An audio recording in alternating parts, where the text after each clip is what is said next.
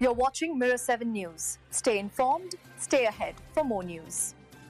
When it comes to war movies, audiences and critics alike are often left with powerful images that stay with them for years. Recently, Rotten Tomatoes gathered the most acclaimed war films ever made, and the results have stirred quite a bit of conversation. What makes this list so interesting is not just the familiar classics, but also where some of the most famous titles landed. One of the biggest surprises was seeing Apocalypse Now ranked only 7th. Directed by Francis Ford Coppola, this Vietnam War epic has long been regarded as one of cinema's masterpieces. In the film, Martin Sheen plays Captain Benjamin Willard, who is sent deep into the jungle to track down a rogue colonel portrayed by Marlon Brando. The journey is as psychological as it is physical, showing the chaos and moral ambiguity of war. Even though it is often considered Coppola's magnum opus, its 90% rating on Rotten Tomatoes placed it behind several other contenders. Ahead of it were films like Dr. Strangelove or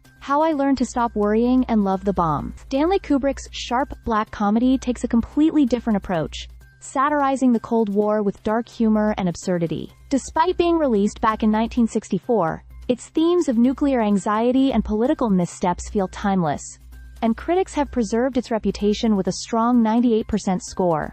The list also paid tribute to older classics. All Quiet on the Western Front from 1930, the very first film adaptation of Eric Maria Remarque's novel, still holds immense power nearly a century later. It tells the story of German schoolboys thrust into the trenches of World War I, and its message about the futility of war resonates to this day. With a 98% rating, it has also been preserved in the U.S. National Film Registry, further solidifying its legacy.